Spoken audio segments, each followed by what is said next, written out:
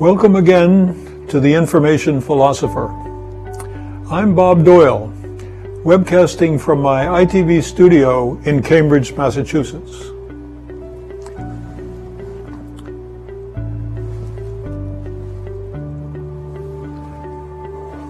And I've lost my controls. See if I can do this. I'm hoping to reach philosophers and scientists around the world to help solve some great problems in philosophy, in physics, in biology, and in psychology. I also hope to reach any of you wondering about the deepest nature of reality and our place in the universe. We live in the information age, but I find that few philosophers or scientists understand the nature of information.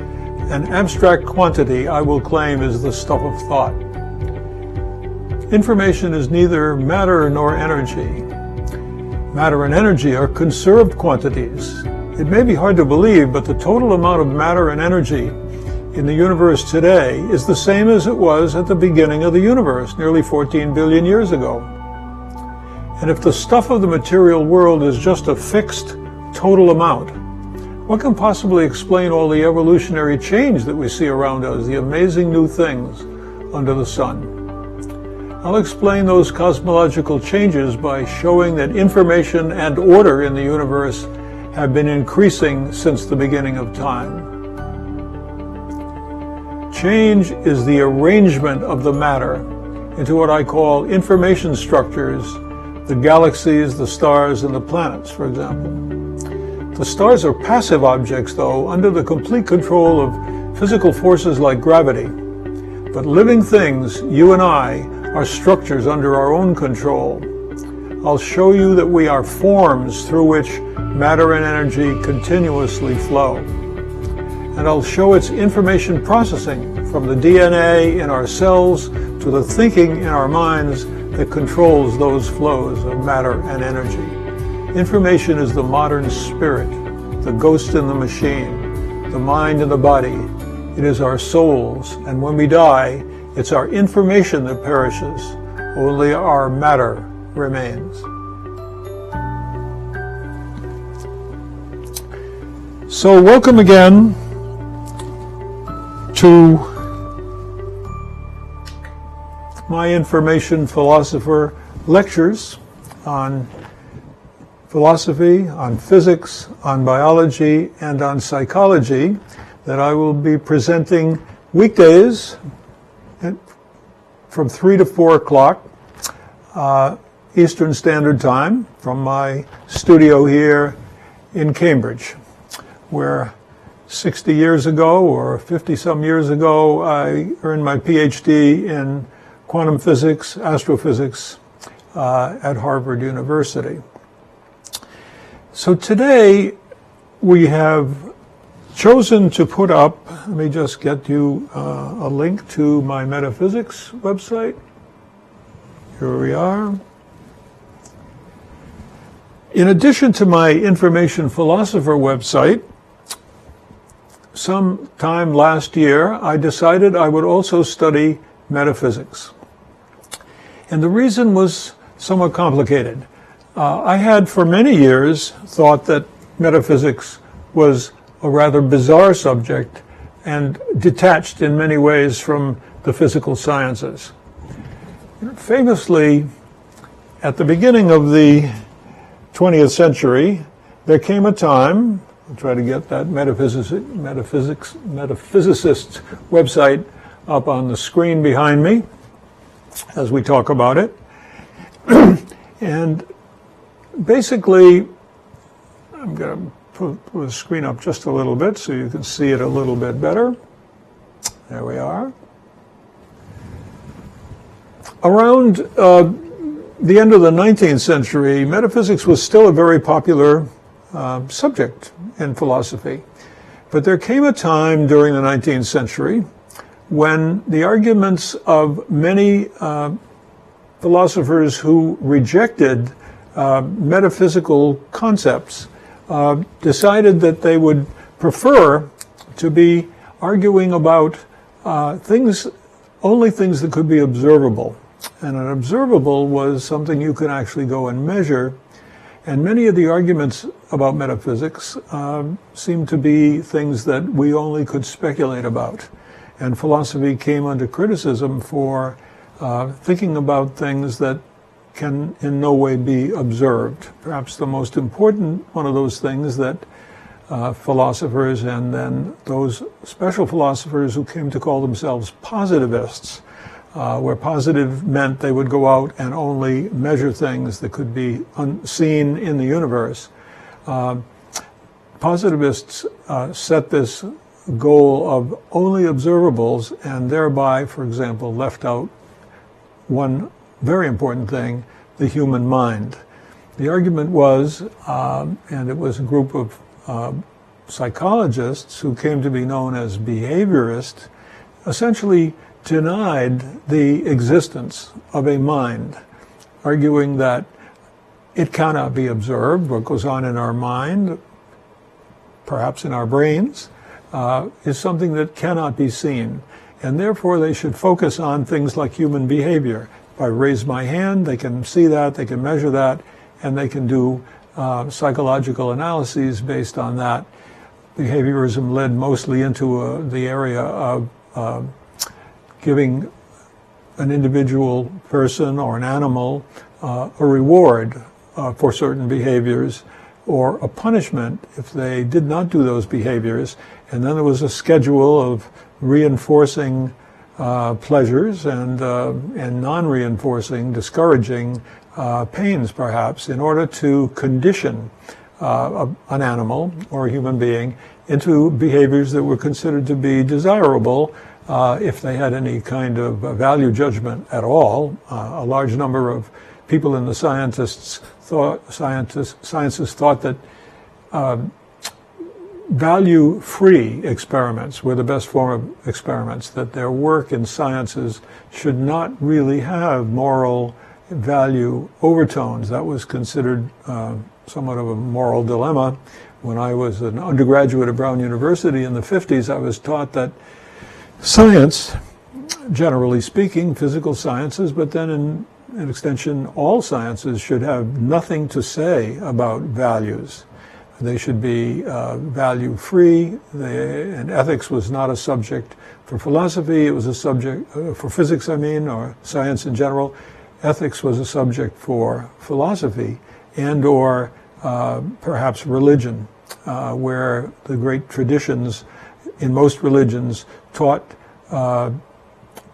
their believers the difference between good and evil and so forth. So there came a time, and especially strong in the 1920s, when the so-called Vienna Circle arose in Europe, and the members of that circle argued strenuously that they should avoid anything that could not be observed in the material world. And so there came to be an identification of sciences, the unified sciences, all of them together, as having only physical, but they meant material, observable things going on.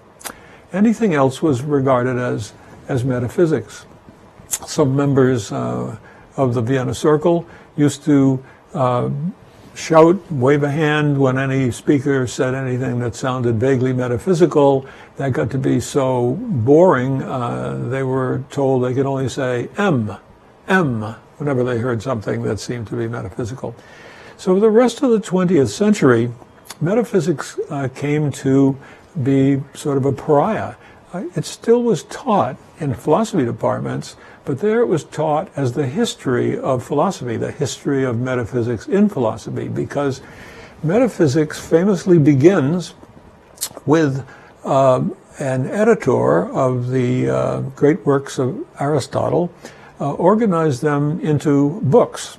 And the books tended to be in an arrangement in which those lectures which were on what Aristotle called first principles, and those first principles were difficult subjects, for example, the nature of being as opposed to becoming. Famously, Aristotle's teacher, Plato, had argued that the forms, the truth in the forms, the goodness and beauty in the formal ideas, he called them ideas, and he declared them to be more real than the everyday world, which was a poor imitation of these perfect ideas, like the notion of the perfect triangle. So Aristotle came to doubt that Plato was right about the reality of these pure ideas, a kind of idealism in modern terms, and Aristotle leaned toward looking at the world as it is. We could call that the material world, and that introduced a great dualism between idealism on the one hand and materialism on the other. And so even from ancient times, metaphysics turned out to be the name that this editor of Aristotle's works gave to those lectures by Aristotle on issues like being itself and, importantly, issues of the beginning of the universe, or did the universe have a beginning, or did it exist forever, which was more suitable for being a kind of a truth, which was time independent. The notion then and now is that truths surely do not depend on the time. A truth should be a truth for all time. It's outside of time, and that came to be through the centuries a characteristic of philosophy, that it was trying to reach truths that were somehow outside of time, outside of space and time, especially prominent in the work of Immanuel Kant, who thought that the phenomenal world was that material world of observable things, which Aristotle started us off on. And then in Kant's thinking, he postulated an additional world, the phenomenal world describing the world we live in, and then a noumenal world, which is above that world. And he called it the place where we would find those issues like God, freedom, immortality, famously. But they were touching on pure ideas also. And I think, although Kant didn't stress this strongly, he was working in a tradition that was after René Descartes, who had been the first modern philosopher who tried to deal with questions that were, since Aristotle's time and all the medieval scholastics, a question of origins of things, the world, and the mind in particular, as something that seems to be above the material world. Descartes famously defined the mind-body problem as we have a mind, he thought, that was not material. Thoughts, he thought, were immaterial. But how could an immaterial mind with no physical, there could be a physical presence, as we'll see in the work of information philosophy, but there's no material presence. And so how could thoughts, if they had no materialism, no matter to them, push on a material object and make it move? And that was a famous puzzle. He decided there might be a tiny element in the center of the brain where there was a pineal gland through which the immaterial mind could push somehow, quite illogically really, on the material brain. So the mind-body problem was faced by Kant, and he argued there was above the phenomenal world a realm, and maybe that's what's going on primarily in that realm, was investigations of things like free will, as if the physical world couldn't contain freedom, and he was following his understanding, Kant was following his understanding of the laws of nature, since Isaac Newton's laws seem to describe perfectly accurately everything that goes on in the material world.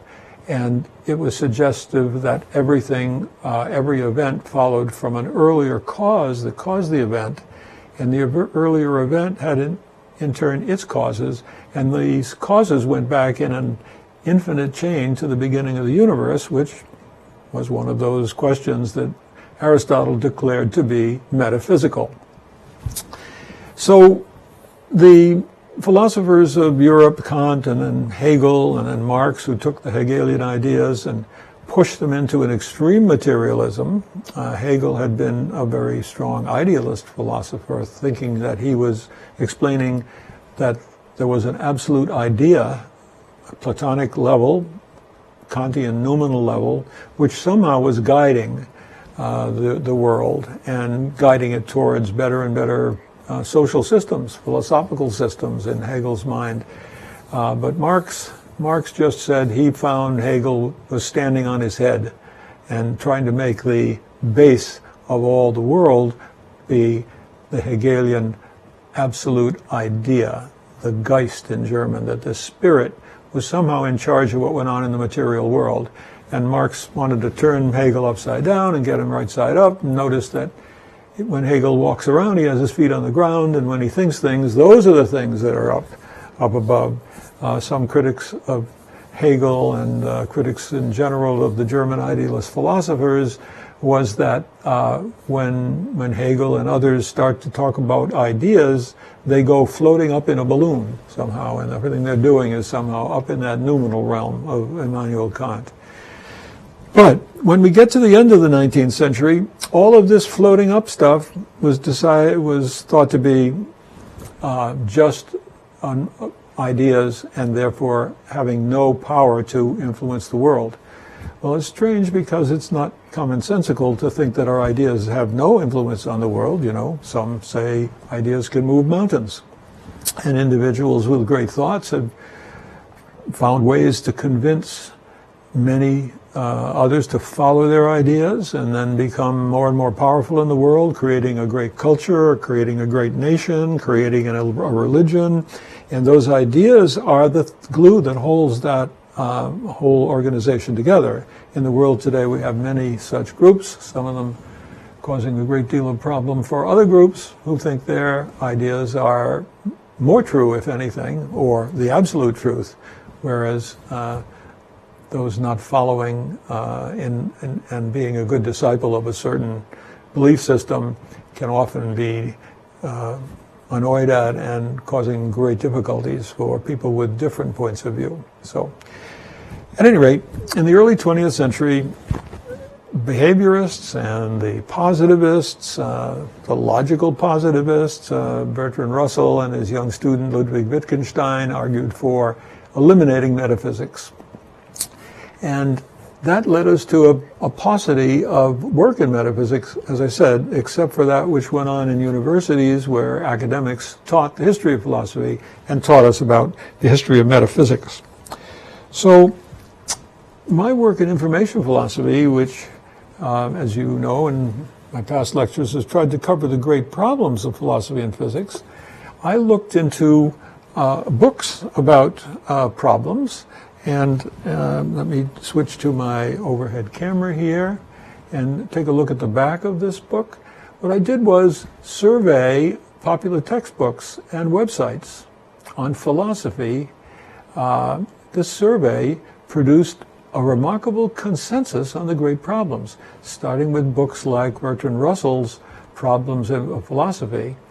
And one of the first things they always began with was things like metaphysics. The problem of knowledge. How do we know what exists in the world, and the mind-body problem? And so my book, Great Problems, began with thinking about metaphysics. Let's see if I can find a picture of my taxonomy. I think I need to back up a little bit for you to see this. So let's go to 4 maybe. No, that's too far out. Let's go to 6 maybe. No, let's go to 7. Very good. I now have some significant control over that camera, which I didn't have in past lectures. And here I want to show you that my arrangement of all the problems in philosophy and physics, and a certain amount of biology and psychology will be coming in, especially in the mind area. I found work should begin with metaphysics. And I wrote a significant chapter on metaphysics. Here is the metaphysics chapter. I think you can see that heading. And I wrote quite a few words about it, took it very seriously. But then there came a time when I thought I've got to do a lot more. And so my third book is just devoted to metaphysics. And that's where we want to begin this lecture today. So let's back up here. Now, it would be best, in order to give you some sort of deep insights into a particular problem, I thought if I just picked one of the problems in metaphysics, of which there are many. Here, let me just expand this view where I try to list them all. And let's go into looking at that screen here. I basically, well, you can see, look at a great number of problems. Abstract entities sounds very abstract, and indeed it is, and it gets to the concept of information as I see it, an abstract quantity if ever there was one, pure information. Being and becoming are the problems that Aristotle faced right at the get-go over 2,000 years ago. They still remain rather important problems. Causality is a problem because modern quantum physics has introduced the idea that maybe there are non-caused causes. That is to say, a non-caused event, an event that came about not because it was determined to come about because of a causal law, but it came about only statistically, accidentally perhaps, involving chance, which is the next thing that is a very profound question in metaphysics. Then change. Those who believe that the great truths of the world remain constant also would like to think that everything is constant. Physicists like to argue that, and correctly, there is no change in the total amount of matter and energy in the universe. Those quantities, matter and energy, they're variations of the same thing according to the work of Einstein, who's related the two with his famous equation E equals mc squared. So matter can be converted into energy by multiplying by the velocity of light squared. You get an enormous number, and that was Einstein's prediction of the existence of today nuclear energy. Now there are many others here, and I think we can just skip down them a ways. God and immortality were those problems that Kant thought was going to be solved by thinking about a noumenal realm, that is a phenomenal and immaterial realm. The mind-body problem we've been touching on before, but coming down to the end, the problem of wave-particle duality is the one I thought we would focus on today, because it's a nice transition into the work of Albert Einstein that we're going to be doing every Friday. Let me see if I can actually put this up and put this one on. Maybe I can't. Oh, yes, I can. Just wanted to show you that our schedule of lectures will be every Monday will be on great problems, and there's some overlap there with problems like free will. On Wednesday, we'll focus on one or more philosophers out of my list of 200 philosophers and 100 scientists on the Information Philosopher website. Here we are Thursday with metaphysics, and on Fridays we'll be doing Albert Einstein. Whoops, I've got to learn to turn that off and come back to this. I'm still not having a great deal of precise work with my tools that I've designed. This studio I'm sitting in, I designed completely myself and built versions of it that were in a suitcase that I've given to schools and or organizations around to try to create programming with multiple cameras to go on the internet. This is one of my latest, initially entrepreneurial goal. I thought I might work with my grandson to provide these kinds of tools to schools mostly, but any young or group of people who would like to produce an internet television program. That's why I call my studio the ITV studio. Let me show you a little bit around the studio for just a moment. Let's first go here, and I want to be on this view. You see what I have in front of me is a set of screens, actually several of them. I guess we see 7 screens right here. And I can zoom in a little bit and go to this screen to see I've got my screen with the metaphysics on it right here. Over to my right, I have a screen with the wave-particle duality, which we're going to come to. Let me show you what that looks like. And in the middle, coming back to this screen, I have a switching surface. Let's see if I can get a little closer to that. There's my surface with the metaphysics page. Here is my switcher, which allows me to change from one camera to another camera. If I was to press the button 3 here, we'd lose this screen, and we would go to my screen from which we just came. And I'm going to touch. Let me just look overhead for a moment and zoom back in this view. Here we are, looking down at the same situation that I've built. Here's my screen with the Metaphysicist website. Here's a page on wave-particle duality. Here's my switcher, which I can select any one of 7 cameras. Here's my keyboard that I use to drive around on one of these.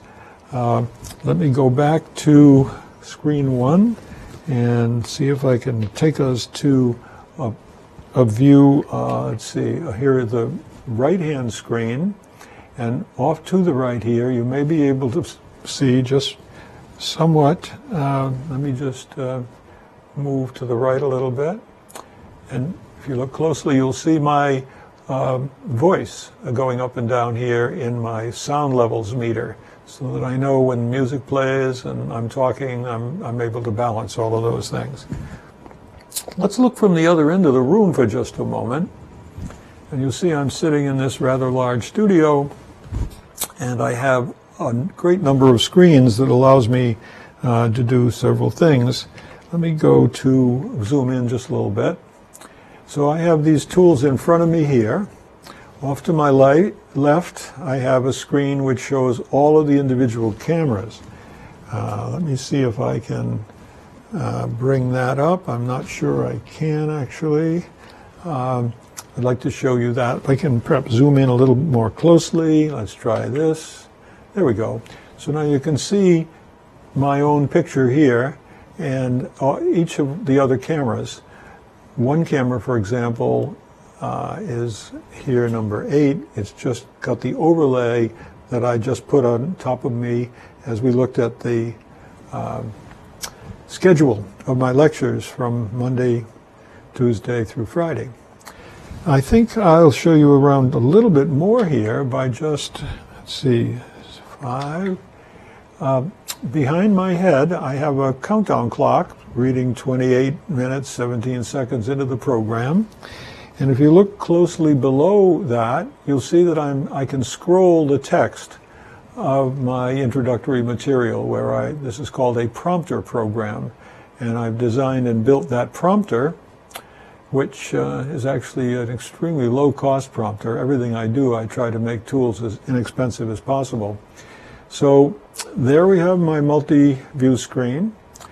Now over my head is showing the program. It's exactly what I'm here. I'm showing up on that program screen. And underneath that program screen is a camera. This black fellow here is a little camera. It's camera number 1. And when I move camera number 1, well, you really can't see it. It's like a little telescope dome, and it turns and it moves in and it zooms in and out. It's a beautiful little camera. Up here, I have a screen which is the screen that shows the metaphysicist at the moment. And I have 2 of those screens. Let me just move a little bit along here. I'm on number 7, 6. I have 2 of those screens. Now you can see there the 2 bright screens on either side of the large screen. The large screen in the middle I can convert to show different things. For example, I can put my multiview, which is down here on my desk, but there it is up there. And you can see all the different cameras. From that position, let me just zoom in a little bit to show you that, this multi-view. You see we have a little bit of a picture-in-picture video feedback situation. Let's see if I can get it down and sort of in the middle. And if I zoom in, you can see all the cameras are doing something different. So let's get back to me. And now I've got multi-view on the whiteboard screen behind me. This is the thing I'd like you to understand what I'm doing. I not only want to teach people philosophy and physics, but I also want to build tools. In the past, I've built successfully some interesting tools. As soon as I graduated from Harvard, my wife Holly got a PhD in the same field, astrophysics, quantum mechanics, that I did. In those days, we had anti-nepotism rules, which prevented the two of us from getting a job at the same university. Today, universities work hard to find work for a spouse. When they want to attract a scholar, they also work hard to make sure the family stays together. That wasn't the case in the 1960s. I had married friends who went off, and one went to UPenn and the other to Johns Hopkins, and they tried to commute on the weekends and stay together, but that marriage fell apart, and I didn't want that to happen. I told Holly, I'll invent some things, and maybe we'll make enough money to stay right here in Cambridge, which we did, and I did, and so here we are, many years later. And so the first tool I built was to allow people to make films, synchronizing sound with little Super 8 consumer movie cameras. And ever since, I've been trying to help communities figure out how to communicate. And today, I'm using tools that I've built through the years to provide those to others. But now, at 81 years old, I've decided I will just use these tools, building them into this room where I can sit and connect to the internet rather easily and present my lectures. I faced the great challenge of making these lectures, what shall I say, taggable, findable, by putting enough information in them.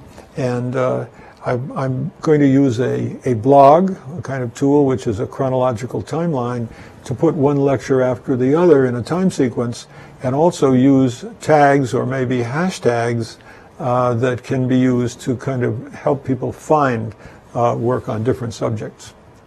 And the subject for today is metaphysics. So let's go back to this screen, and we'll see a bit more about wave-particle duality. Let me just switch to this screen, and here is the subject of wave-particle duality.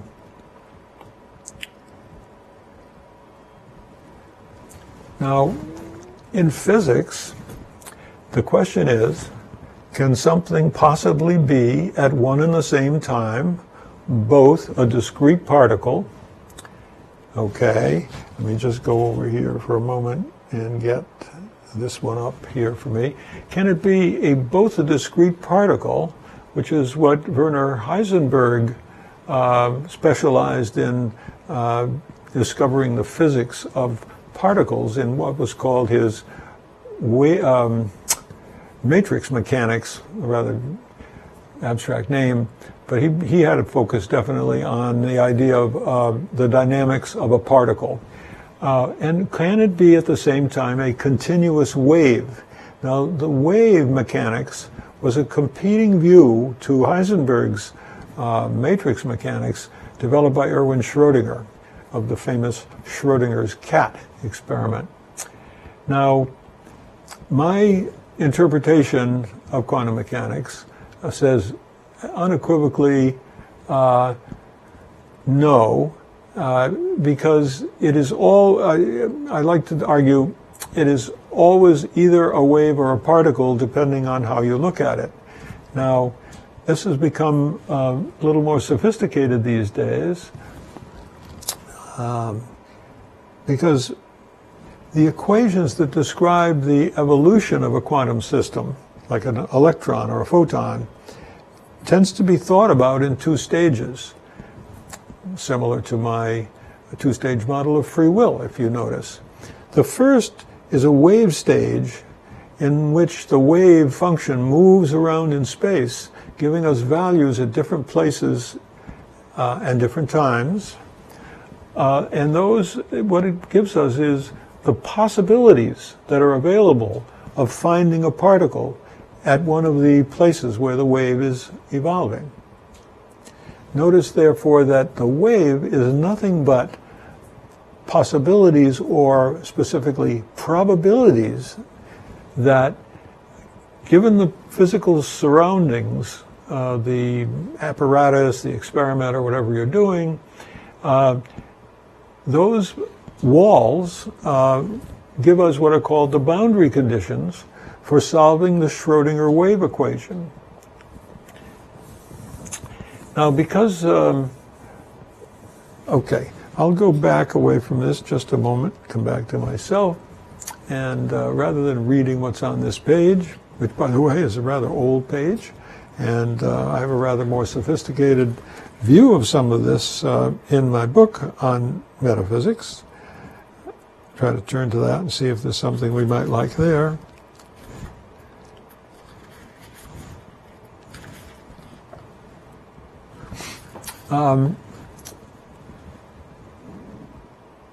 Today, we can connect waves and particles where the wave is considered to be just a probability. Now, probability is a mathematical quantity and very abstract.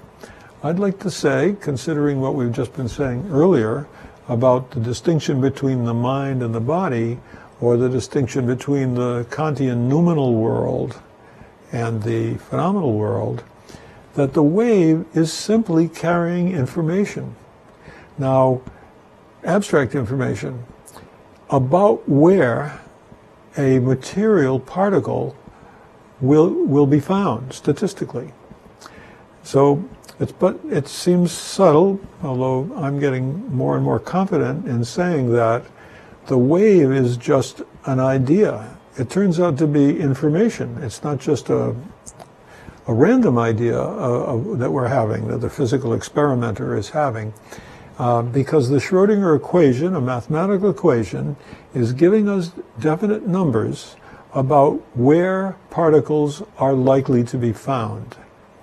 And when we send one particle through space and it lands somewhere, we cannot say where it will land, because it is only statistical knowledge that we have in the wave function. But when we do many experiments, thousands of experiments, indeed we can do very large numbers of experiments, then we'll get a distribution of particles in different places that precisely, and more precisely as we do more and more experiments, correspond to the theoretical prediction of where particles will be found.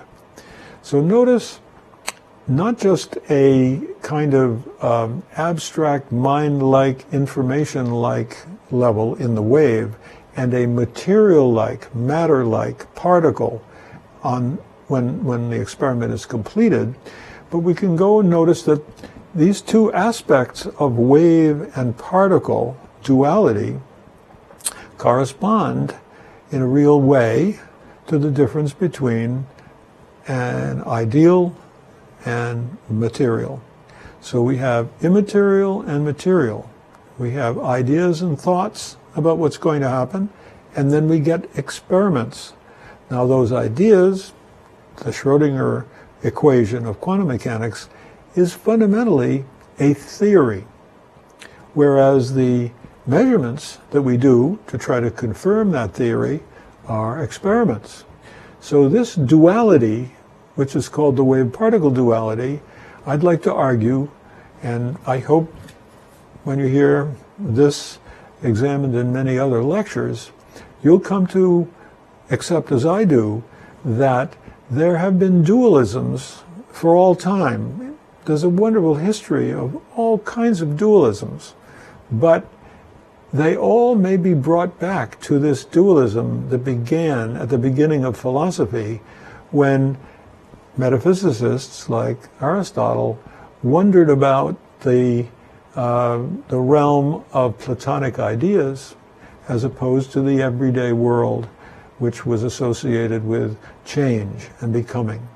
So again, the Platonic ideal world seemed to be the home of eternal truths, and the phenomenal material world seemed to be changing and ephemeral, not eternal. So again, the ideal world, it really is not unchanging, but the old theory about it was that it was eternal, unchanging, and there was the home of being, or what Heidegger and the existentialists, later Nietzsche and so forth, called the essence of anything at all, was like a Platonic ideal, and the existence of such an instance of one of these ideal things was thought to have becoming. And so we have books like Sartre's Being and Time. The title is slightly off from Being and Becoming, but if you look closely or think about it for just a few minutes, you'll see that being and time correspond to the eternal nature of the Platonic ideals and the ephemeral or changing nature of becoming. So being and becoming can be seen as being and time, because time seems to exist in this material world of becoming, whereas, going back to Kant again, the phenomenal world is a world of change, following laws, all determined. But Kant's noumenal world is a world in which there are these perhaps eternal truths, as Plato had thought, although what Kant put there was God, freedom, and immortality. Well, those are rather difficult things to picture if we have no time there. There are arguments that God is outside of time. Theologians talk about this a lot. They think that God has a omniscient, God's eye view of all time, past, present, and future. And immortality may, if it existed, be a state in which there's no change, which doesn't sound very pleasant, but we'll look at some of those particulars in future lectures. But what do we have today? Let me take you to a page, if I can quickly find it. I don't see a quick reference to it right here, but because it's a dualism, we should be able to find it. Let's take advantage of my website search capability. I'd like you all to know that everything I'm doing is just found in my website, and much of it found in my books, of course. So I've entered Dualisms, and let's just go there for a moment. And here we find, let's close this keyboard, we find Dualisms. And a big example, of course, is the mind-body problem, which we see here at the bottom. But what I'd like to do is go into Dualisms and expand this. And I'd like to show you, you probably know this, that many philosophers have seen this fundamental dualism. Although there are said to be philosophers, I mentioned in the second paragraph here, that many have claimed to be monists, which is to say those who say everything is one. So I'm going to go on this website right here and get my information philosopher. Give me a moment.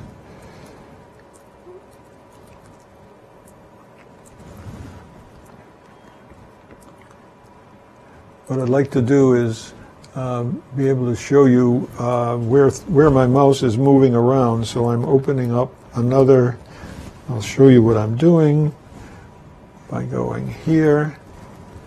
And so I'm typing into this. This screen is the Surface Pro, and when I touch it, you can't see anything on its output about where my mouse is, because it doesn't have a mouse. And let me just back up here a minute to maybe this one. No, that's too far back. How about this one? One more right here. So on this screen, I brought up the information philosopher, and then I'm typing into this search bar the word dualisms. Let's add an S and say go. And let me switch to that screen, which should be here. And here I found dualisms. I'll click again on dualisms, and I'll increase the size of this as much as I can. And then you'll see my mouse is here now. I just wanted to point out, now I can show to you that a monist is someone who argues all is one. And they generally, monists, had to say either the world is just one thing, one substance, or they, and in which case they had to choose the so-called substance of what it is they were choosing as either the material world, which some were called the physical world, or the ideal world. And so right from the get-go, anyone who said they chose one side of the dualism between the material and the ideal were themselves admitting there was another side, but they preferred to believe in only one of them. Now, I have some quotes here. The best one I like is Charles Sanders Peirce's version of Kant, who is in German. I'll leave him behind. The variation of this idea of Kant was that if materialism with no idealism is blind, idealism without materialism is void. There's nothing in it. You see the kind of, I'm looking for the word, the interdependence of the concept of ideas and the concept of matter. You can't have a concept, as I now rewrite this, without a perception. If you had a concept and it had you couldn't see anything corresponding to it, it's like there's nothing there.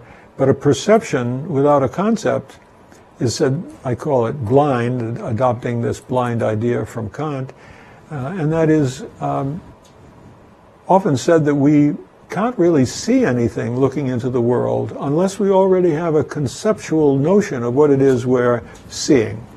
So anyway, I just want to zip by some of these modern things to show you my sense of the multiple names through the ages for dualisms, okay?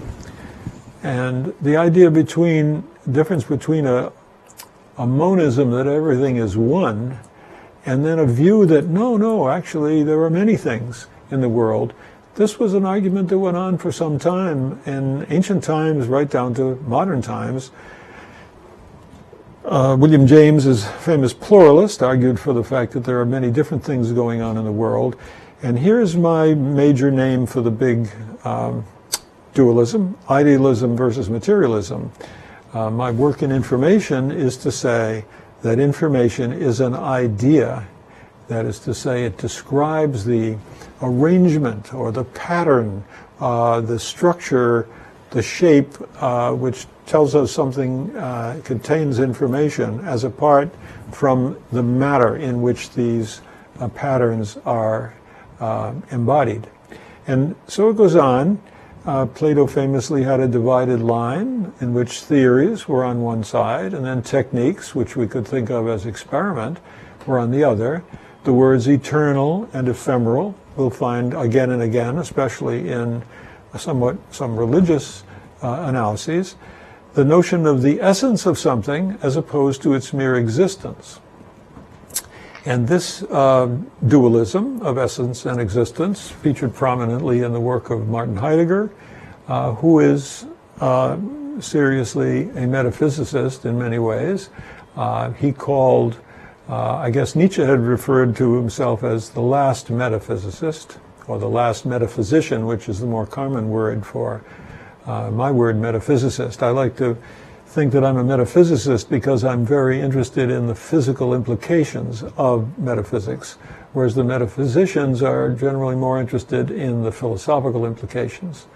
So at any rate, when I was an undergraduate at Brown, one of my philosophy courses was on existentialism, and you can sort of see the difference between the existentialists like Nietzsche and before him, perhaps Marx, as contrasted to the essentialists like Hegel and back to Plato, who think that the essence comes first and then the world comes into existence.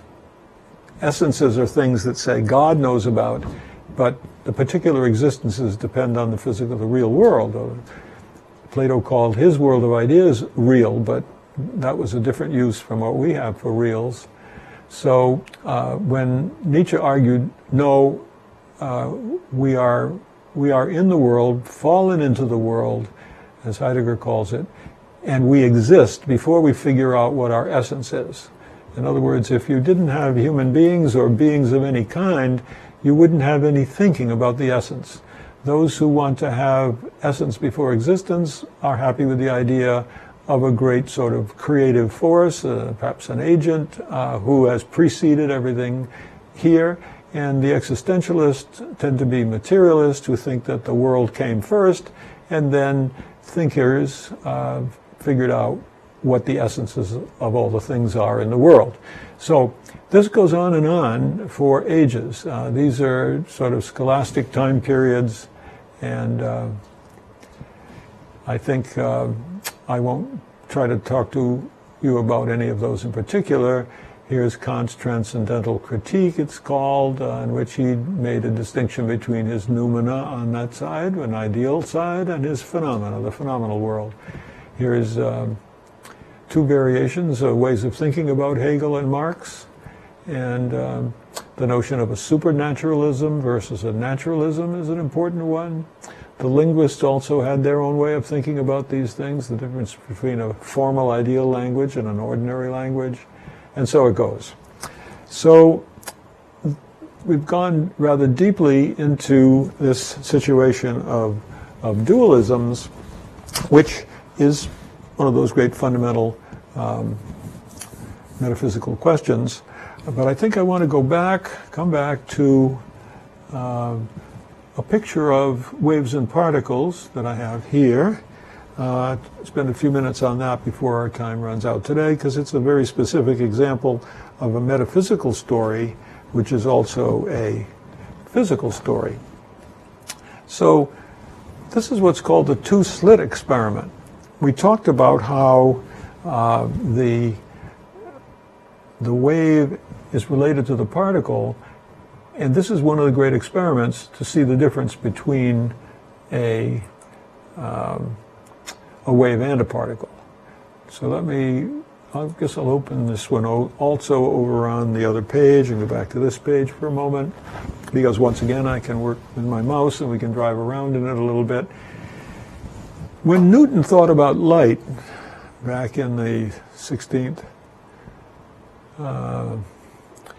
century time frame, he imagined that light might consist of little particles flying around. But in the Thomas Young work of 1802, Young studied the motion of waves, especially waves that are traveling through two slits in a wall. So he drew this as his exact drawing of waves interfering with one another. The letter A here, let's see if I can push this up. I probably can't make it any larger. A is a hole in a little wall, and B is another hole, and D is the distance between those two. And when water comes through both A and B, you get these little circles of expanding waves traveling away from A and some traveling away from B, and they interfere with one another. So what they tend to do is create places where you can see there's a heavier, higher crests where two waves, one from A and one from B, come to a point at the same time, and other places, the white areas, where they're out of step with one another, and so the crest in a wave from A matches with a trough in a wave from B, and there's no wave at all. So it was this notion that light also could be waves which led to experiments that studied these patterns of interference between waves. And we've been able to see this by having light shining on a very, very thin, tiny slit. The size of the wavelength of light means it's a very tiny slit. And we saw this interference all the time. I'm going to just jump forward over a lot of my work here. Next time, I guess next Thursday perhaps, we'll come back to Richard Feynman's discussion of the waves particles in the two-slit experiment in his lectures 40 or more years ago. It was very interesting. But I'm just going to zoom down among the various ways of thinking about it. Here's a picture of what Young had found. Here are the waves coming from one slit and these waves from the other. And you can see that they combine to be very strong in the middle and then have these bands of light and dark where there's interference. So what I want to do here is make an animation. Let me shrink it down a little bit so we can see it a bit better. And now imagine that we have only one slit open for the starters, and we see this pattern on the back wall. Oops, I've switched to two slits open, and now they're interacting with one another, and they're heading towards the picture when there's only one slit open. We may need a few more minutes to take into effect what's happening here, but the argument is that when the two slits are open, we have one pattern, and it shows this interference with the 5 bumps primarily. When there's only one slit open, we see a very different picture. I should arrange the timing of this little picture so you can see it a bit better. What I see as going on here, and it's a rather difficult thing just to talk you through it, is that when the two slits are open, the interference occurs. Now when there's only one slit open, it's a very different pattern of interference with only one major bump in the middle. And this is telling us that if we send lots and lots of particles down with only one slit open, we're going to get one picture, the one that's coming into focus right now. Whereas if we have two slits open, it's a quite different look. Now, the central notion is that particles are sent down one at a time, and there's only one inside the experiment at a time, and yet when we make 1,000 measurements, let 1,000 particles come through, we see this interference. And the metaphysical problem behind it comes from, how can it possibly be that if a particle goes through the right-hand slit, it interferes with itself so as to produce this pattern of interference? And what I'm going to argue when we go into this in considerably more detail in the future is that it's not the case that the particle interferes with itself. It's the case that because the two slits are open, the Schrödinger equation solves for the probability of where they will be found, and even though an individual particle always only goes through one slit, it obeys the probability rules that we can derive from Schrödinger's equation to say where they will land on the back wall statistically, and sure enough they do. And my argument is that the information about the interference lies in the fact of whether the two slits are open or only one slit is open. I'll say that one more time. If there are two slits open, the Schrödinger equation produces this picture of interference, whereas if there's only one slit open, it produces this picture of interference. So we have talked a bit about metaphysics, and I look forward tomorrow to talking to you something about the work of Albert Einstein. We'll be looking at him through this picture. Let's go here. This book has about 16 or 17 chapters written. Like all of my work, it's freely available in PDFs on my website, informationphilosopher.com. I encourage you to go there, and if you're interested in Einstein and what we're going to be learning about him in the many lectures that lie ahead of us. So again, thank you very much for watching, and look forward to seeing you again tomorrow, Friday. Bye-bye.